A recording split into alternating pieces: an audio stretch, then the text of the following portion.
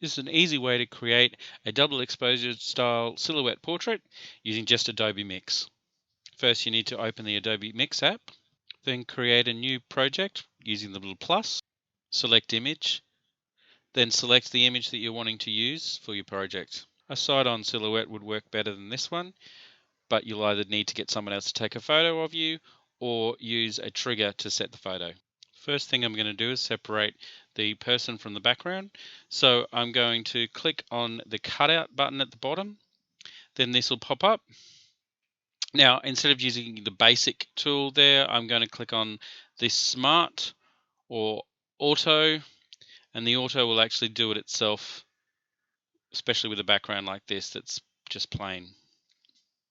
And now I'm going to add a second layer of the same image again. And this time it is the background that I want to isolate. So I'm just using the smart tool here, rubbing my finger around in the background, and it's picking up the edge of my hair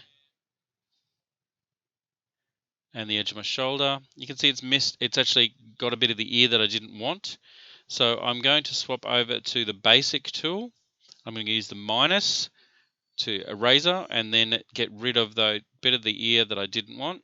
I used a double finger pinch to zoom in on this area. And then once I'm happy, I will zoom out again. And then when I'm really happy, I'll hit the tick button in the bottom corner. Now I've got the person and the background on two separate layers, and that will allow me to add other things in between those layers and adjust them. So I'm just hiding that layer because we don't actually want the layer of the person at the moment, and I'm just going to alter the background now. To make the background solid black or solid white, I'm just going to use the adjust feature down the bottom.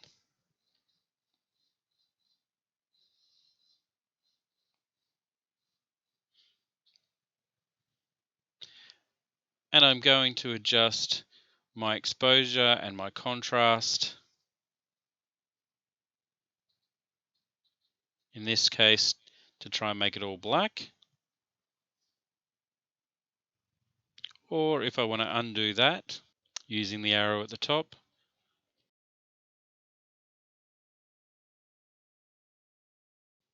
I can instead make the same adjustments to my exposure and my contrast to make it all white.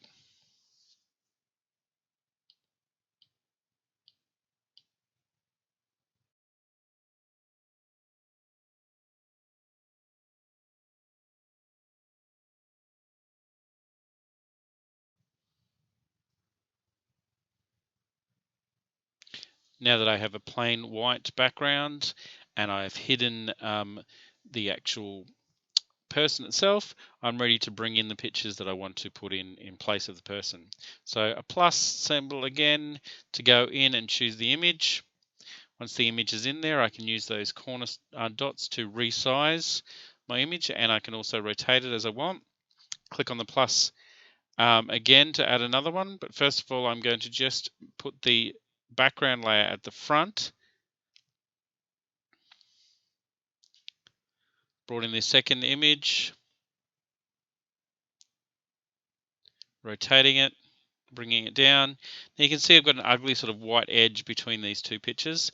So I'm going to want to try and alter the way that they react to each other after I have moved them behind. So I'm going to use the blending mode at the bottom. And then once I've got the blending mode, I can choose from a bunch of different options here. Darken, you can see only the black notes are showing up over the white. Whereas a lot of the different effects there will create different ones. Just have a play to see which one is going to give the effect you want for the images you're combining together. You can also adjust the opacity of it, so how transparent it is, as well as choosing one of those effects for your blending. When you're happy with it, click on the tick and you're back to your main image, and you can go and add some more. So at the moment I'm just creating like a background texture to add the other images over. Each time moving the mix layer that is the background to the very top so that I have just the images showing in that hole or that gap that you can see, which is the grey and white squares, the transparency of that very top layer.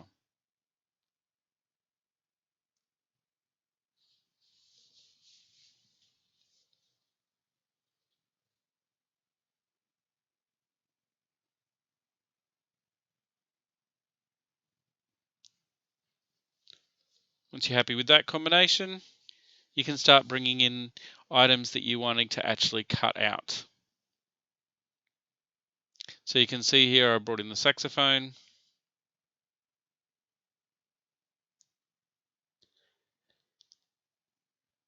And I'm just using the basic tool there, but it's much easier to use the smart tool or indeed the auto tool, which will automatically cut all that white background out for me. Rotating it and scaling it around to fit. But remembering that I can drag the order around to put it behind that top layer so that it doesn't matter if it goes off the edge. It's still not going to go outside of my silhouette.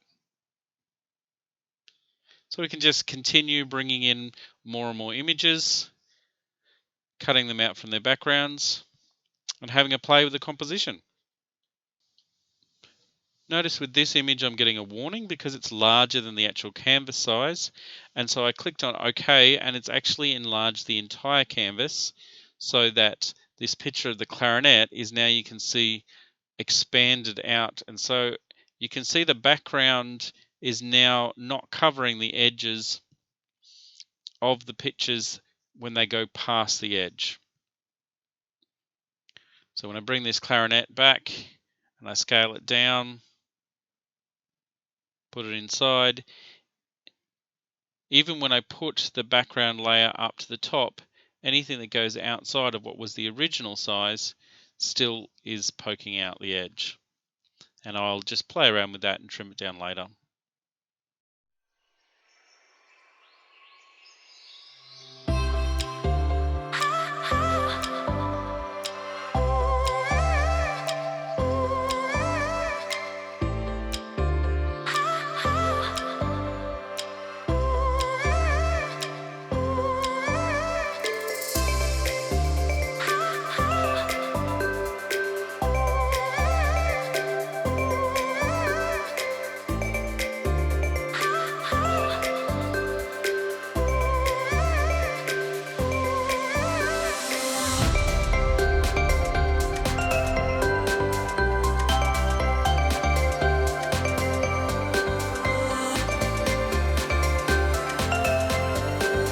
This far and I've decided I actually want to crop it down to have a look at what it looks like without that mess that's all around the outside edge.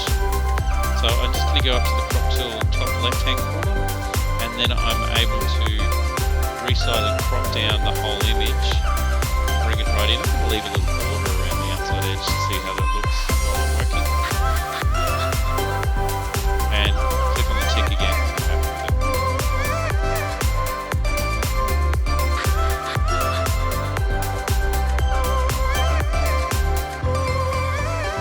Now I'm happy with how that looks. I want to bring a bit of my face back into it. So I'm going to go back down to the face image from the very start, and I'm going to unhide that. Now you can't see it through all the other layers at the moment. So I'm just going to look at adjusting layers that are in front of it so that I can see, and you can see different ways that now my face is showing through in different parts of the layers depending on what the layers are like underneath it.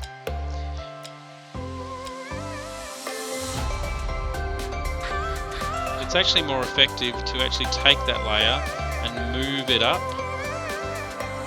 higher, and then I can affect the way that it blends with the layers below it. So I'll send the blending on it, and that way it has an effect on all of the layers below it. Much more control over how much of the face is showing.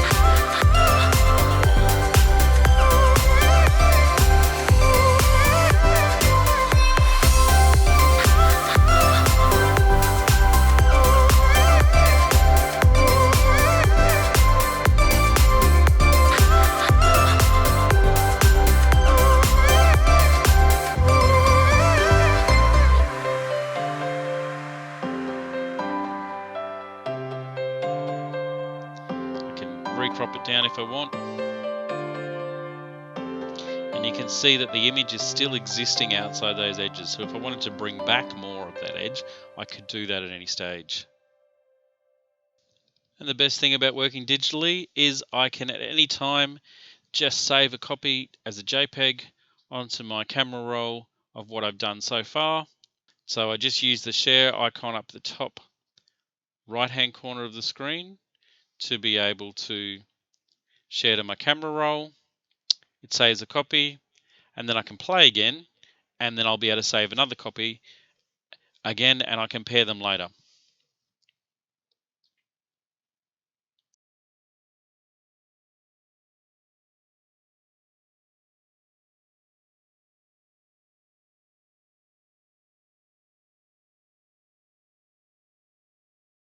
So after all that playing, I can get out of Photo Mix, I can see my original picture, and I can see the different silhouette compositions that I've made.